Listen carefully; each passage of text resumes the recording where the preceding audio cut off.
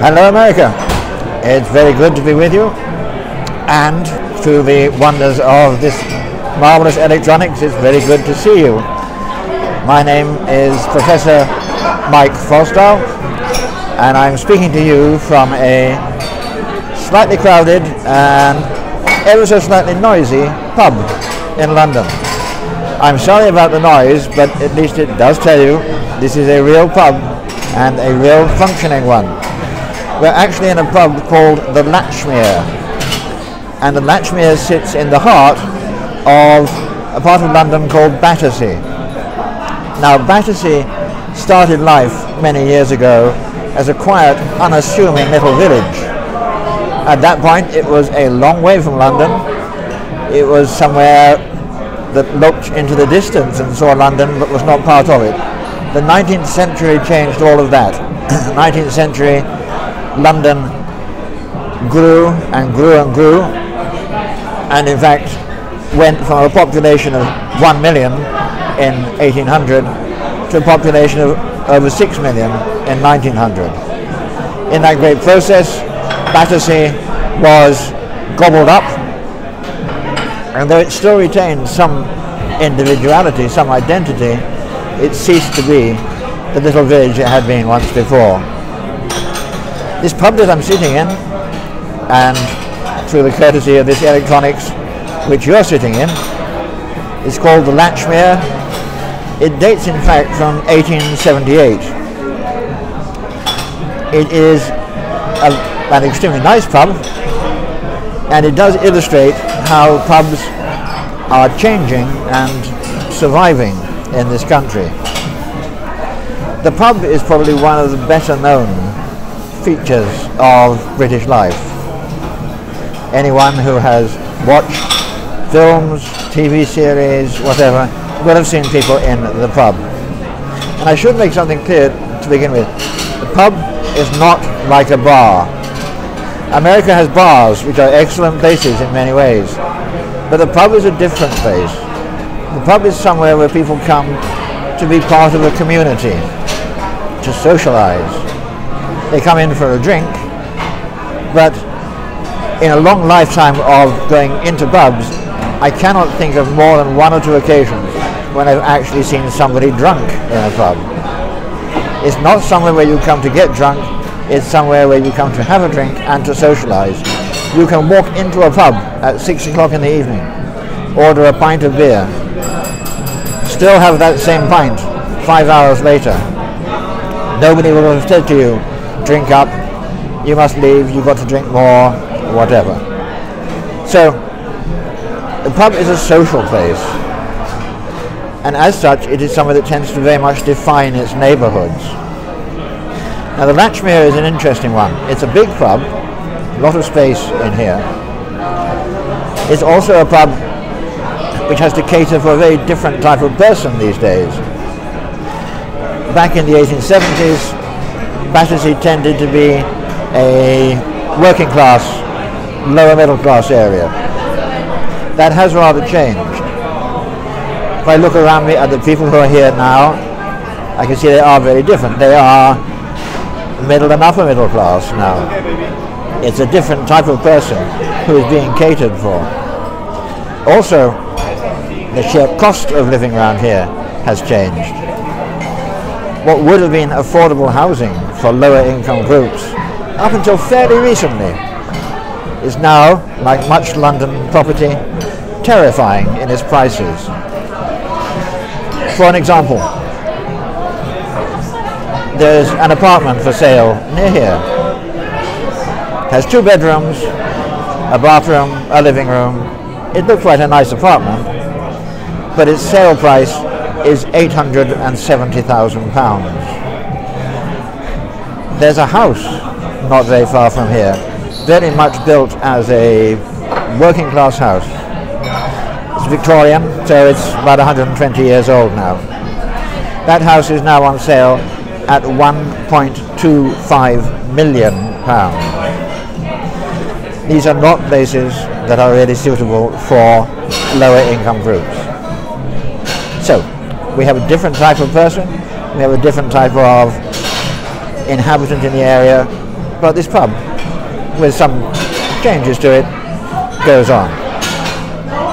Now, America, it is always a pleasure to speak with you, and I did think this evening, if I spoke to you as a sort of somebody writing a letter to you, that might be a nice way to do it. And then I thought, what does one put into a letter? A letter to an old friend who one has not seen for a very long time? A letter to somebody who wants to just tell about the ordinary bits of daily life? So, if you don't mind us being old friends, America, and if you don't mind us looking at some of the ordinary things in life, I'll tell you a little bit about London today and life here. One of the things, of course, is that we are now in the autumn. That thing that you, for some strange reason, called fall, but we still persist in calling autumn. And autumn is lovely. Autumn, certainly this autumn, is beautiful. It's being very gentle. It's not cold yet. Well, at least I don't think it's cold.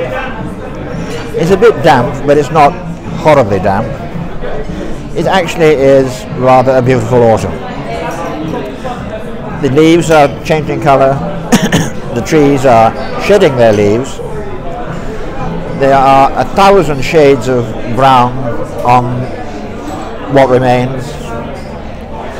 If you look along the streets, you get this marvellous image of green and brown and lots of different shades. It really is looking quite astoundingly beautiful at the moment. Now, okay, within another week or so, that's probably going to change. The leaves will go completely, and we'll be into winter, or at least what we call winter. Those of you in America who have real winters will wonder why we are not getting ready to paddle our way through 20 feet of snow on the ground. Winter here will be, I hope, a rather different experience for us. But at the moment, it's very much autumn, and it is a rather lovely autumn. It's a lovely autumn, even if the world is a little bit strange at the moment. As many of you may know, in this country, we voted a few months ago to leave the European Union. This strange, monstrous thing called Brexit. Now, having done that, we are, to be honest, a little bit uncertain where to go with it. And so we have Brexit, we have us leaving the European Union, we have strong feelings still on both sides for those who wanted to stay and those who wanted to go. But we aren't really any clearer as to what it means. What is it actually going to mean on a daily sense to people to leave the European Union? In some ways, this is a rather unfortunate thing, to throw ourselves over the edge, as it were, without knowing what we were landing on. But we are still rather walking in the fog over this. We're not even too sure about the process for leaving the European Union. There is a thing called Article 50, which is the mechanism by which we actually would formally say we are leaving. But when we implement that, when we start it, quite what it will involve is still a matter of great uncertainty. So just as everybody up until June the 24th, when we had the referendum, was talking about what's going to happen, we are still talking about what is going to happen with some considerable uncertainty. Now, America, I have to say, we have some uncertainty. You have just managed to jump into an unknown space as well. We have been fascinated, as has the rest of the world, by your election. And we are intrigued by the result of it. We look at it in terms of what will happen to America, but we also look at it in terms of what effect does this have on us. It's far, far too early to actually tell in any real serious way yet. But just viewed from our point of view, what does not just a Republican administration in Washington mean, but what does a Trump administration mean? And this is something that I think perhaps America, you need to bear in mind amongst the rather large number of other things you need to bear in mind at the moment. The world is looking to Washington, and the world is looking to the new administration to get an idea of what it's going to be like. Now, perhaps unfortunately from our point of view, the first British politician who has been to visit Mr. Trump since he became president-elect is a man called Nigel Farage. Nigel Farage is the leader of a party, political party called UKIP, the United Kingdom Independence Party, which for years was dedicated to getting Britain out of the European Union. His appearance alongside the President-elect of the United States probably does some injustice to the actual amount of support Nigel Farage has in this country. But it does add fuel to the flames of those who think that if you look at things globally at the moment, there is a whole range of things going on which are in some way interrelated, and all of which seem to be challenging the existing order. Nigel Farage is a controversial figure. He is not someone I would care to support, but he does represent certainly a wing of politics, though he is by no means, as Fox News so mistakenly called him, the leader of the opposition in this country. So we wait and see what is going to happen to you. We wish you very good luck. We could be a bit like John Cleese. John Cleese, the British film actor, comedian, who has apparently today published a letter on the internet rescinding the American Declaration of Independence and saying that we will take you back into the United Kingdom. If you see this online, read it. It is quite funny. I have to say it was also quite funny in the year 2000 when it first appeared online. It's not a new thing at all. He's adjusted it a bit. But there is a seriousness about it. We are very close to America. It's not just a matter of self-interest. Your good fortune is something that we hope for and we have always benefited from ourselves. So good luck with all that side of things, America. Now, there are some other things I would like to talk about, but I know that there might be, did I say that correctly? I know there might be, okay, that's just suitably mixed up, but I believe there are some questions, and I now turn to my charming producer to ask her if she has any to pass on. I do, but you'll need to repeat them. Right. Okay. So, actually, Dan from Dayton, Ohio, did ask in an email to tell us, are there similarities between Britain leaving the European Union and the current political climate in the U.S.? You may have answered that, but is there anything further that you might want to? Right, and this is from Dan. Hello, Dan, and hello, Dayton, Ohio. Dan, it's a very interesting point. The immediate temptation is to say, yes, you know, these are very similar things. They are similar in that they represent a turning against the establishment. They're similar in that they seem to be associated with sort of anti-foreign, anti-migrant views in our societies. And at that sort of level, one could say they are similar. I don't think they actually go as deeply as some people might suggest in this country. Also, I think in the United States, we have to remember in both cases, this has not been an assault upon our systems. In America, Mr. Trump has been elected. The Electoral College has done what it's meant to do. It has all worked. In this country, we voted to leave the European Union. We are a bit uncertain about some of the ways in which to do it, but there's no real way, I think, that we can talk about this as being a revolution in either country. So I would say there are similarities, but also I think we should not push those too far, and America's approach to its particular problems are ultimately rather different from our approach here.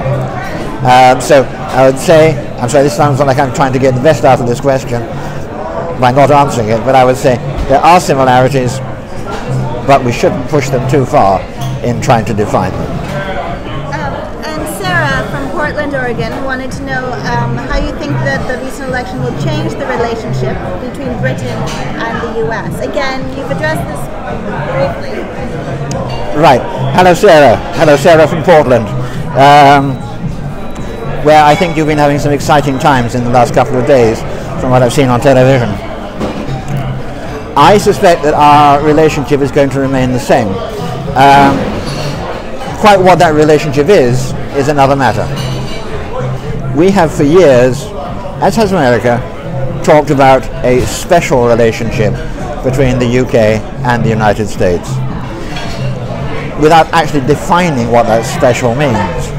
Now this really dates from at least the Second World War, arguably earlier, when we believed that we had to keep next to the United States all the time, as the US was our passport, if you like, to remaining a global power.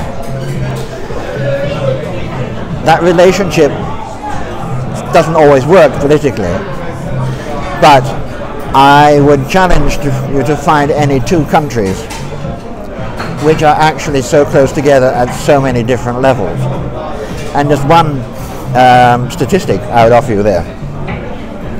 There are 500,000 Americans, 500,000 Americans living in this country. That's living here long term.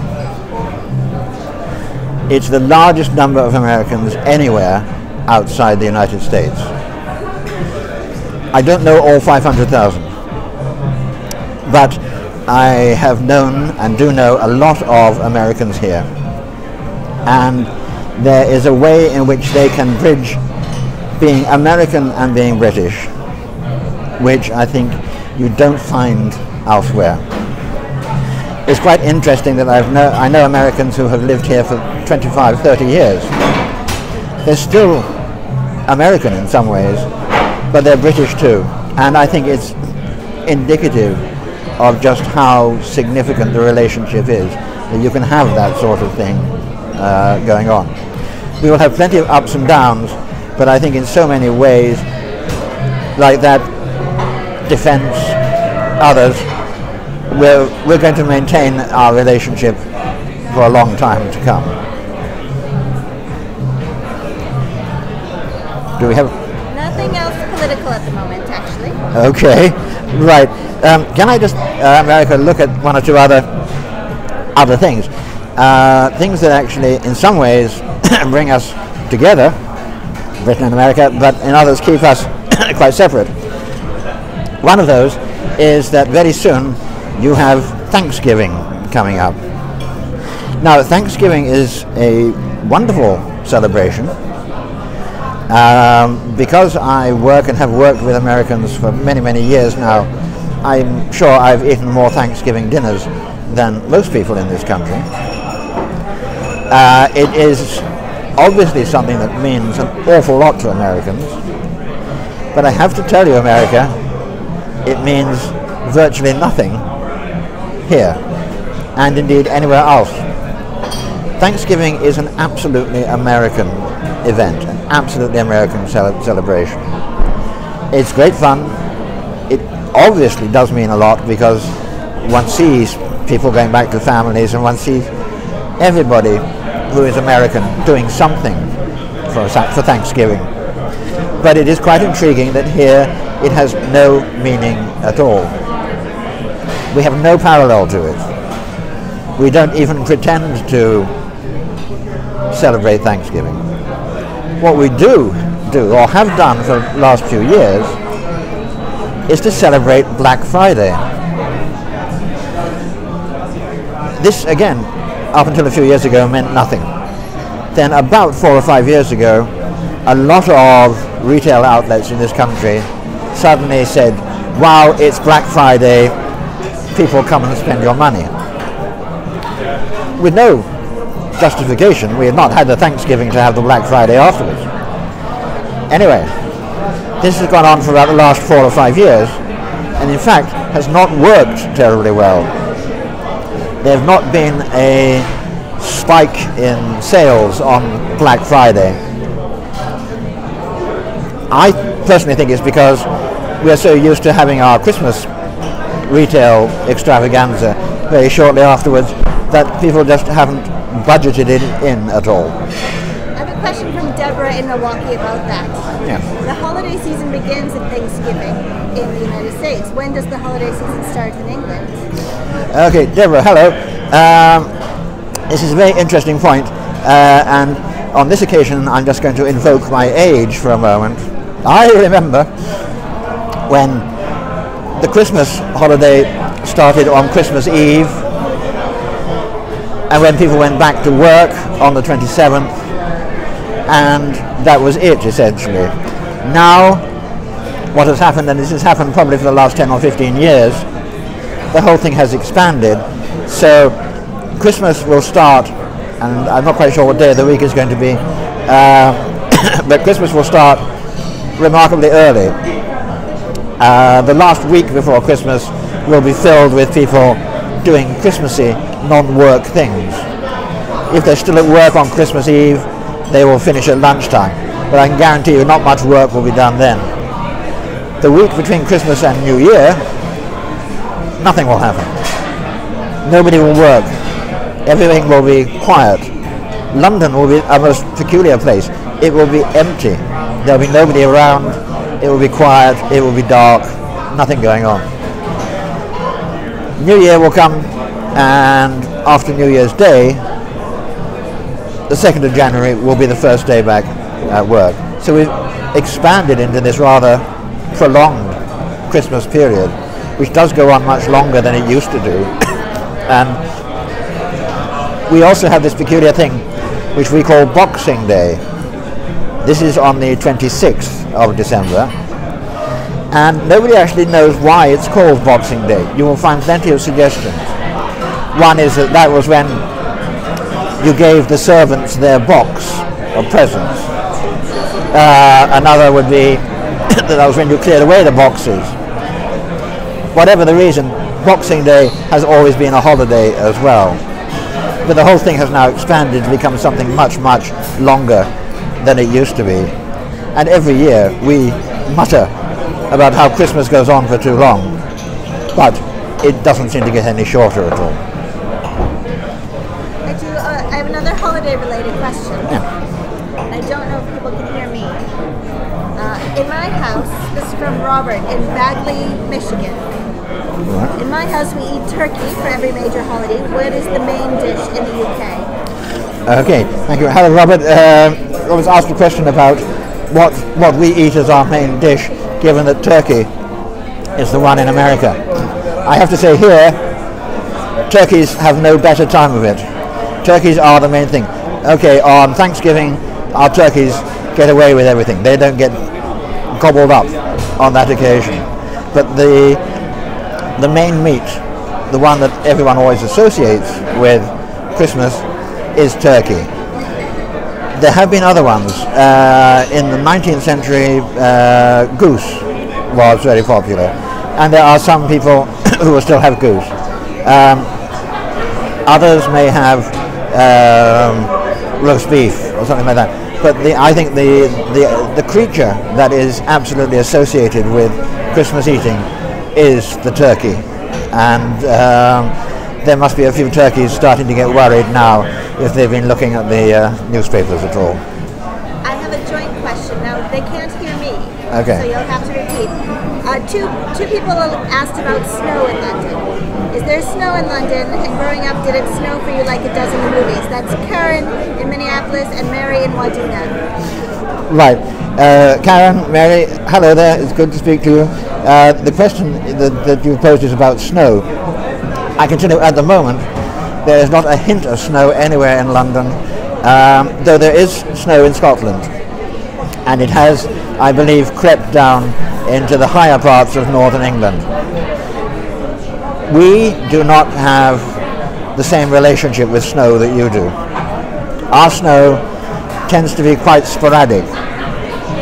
For the last few years, we've not had any snow here in London or around. I live in a village just outside Oxford, at the top of a hill. To get to the station, I have to go up and down the hill. The one thing I dread is a snowy winter, but it must be now 5 years since that has happened. And so snow is not something that comes regularly or necessarily in great amounts. We can get a lot of snow. 5 years ago, in December, before Christmas, we suddenly were covered with snow. I had 18 inches in my back garden. I went out with a ruler to measure it. But that was very, very rare. If we get snow, it tends to be, in London, it tends to be at the beginning of the year, January, February time. But as I say, in recent times we have gone without snow altogether. However, I am old enough to remember the great winter of 1962-63, when it started snowing on Boxing Day, the day after Christmas, and it did not stop snowing and freezing until late March. That brought the country to a halt. It stopped trains, it stopped vehicles. It was a really, really long, dramatic time. But that is something that does not happen very often. Prior to that, the biggest winter had been in 1947. So we get these occasionally happening, but at the moment, here we have no snow at all. Scotland, as I say, they've got it. North of England, they've got it, or they've had it recently. But no, we can only look across the sea to Wisconsin to see what real snow actually looks like. And good luck with that. I don't think we could cope with that at all. I have one more question, and again, you'll need to repeat it. Does everyone drink beer in England? Okay. The question, very relevant, given as to where we are. Does everyone drink beer in England? Well, yes and no. Lots of people drink beer, but it is interesting. Fewer and significantly fewer people drink beer now than used to be the case. Beer used to be the standard drink for everybody, every male certainly, and there were others, forms of beer that women might drink, that they would tend to drink something other than beer. But for men, it was beer. Beer has been on decline for some time. We've seen a rise in wine. We have seen a rise in different types of beer, so lager type beers, light beers have increased. The traditional English pinter is still there, and it seems to have a fairly steady customer base, but definitely it is much, much less than it used to be. One of the things that always used to horrify Americans was the fact that we had our beer warm, and they could not understand this at all. It did take something of getting used to, I agree. But the good thing perhaps is that even though beer has declined, it's still there, and it is available in a much wider range of forms than used to be the case. So I have to say that Miriam, our producer, and I are both sitting here with our glasses of beer at the moment, so we are maintaining tradition as best able. I think that's it, unless you want to talk about pub at all again. Okay. Just say a couple of things, if I may, America. First of all, the pub is a great institution. If you come to this country, make sure that you come to the pub and enjoy yourself. They are naturally friendly places. Hopefully you can see now an image of the place and the people in it. So pubs are good, they're friendly places, and they are very nice indeed. America also, I'd like to say, one of the things that I've always liked about Americans is the fact that you are just so darned friendly. If you come into a pub, you can be friendly. Sometimes people find British people standoffish. Come into a pub, they're much more naturally friendly. America, we can never be quite as friendly as you. I have a very fond memory of being in Chicago and trying to find Union Station and not being able to at all, and eventually asking, I'm sure she would forgive me for saying it, a not young lady of colour, how to get to Union Station. She looked to the left, she looked to the right, she took me by the arm and said, and I can't do the accent, well honey, I don't know, but let's go and find out together. America, I wish you all a very, very happy Christmas, very, very happy New Year. I wish that to you all together. I wish that to Miriam, and I wish that to everybody. So take care, look forward to seeing you again soon. God bless you all, and look after yourselves. The last question came in. I'm still here. I'm still here. Yeah. Why do they choose warm beer?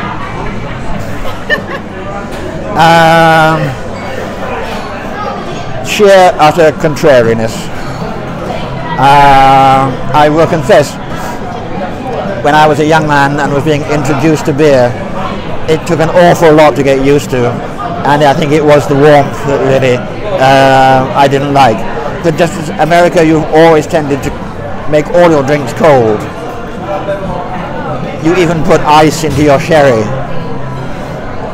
Here we've tended to go for the warmth. I think there are other reasons. One would be beer was drunk for a long, long time as a substitute for water because the water supplies were contaminated. So beer was a cheap alternative to that. And just on that, the village where I live in Oxfordshire, if you go back 100 years, or just over 100 years, it had a population of about 900. It had 35 pubs there. And everybody had the excuse that it was safer to drink the beer than it was to drink anything else. But I think that was partly it, perhaps. They had no means of making their beer cold or cool, so it just came up being warm all the time. I shall now try some slightly not warm beer and see how that tastes. Take care, America.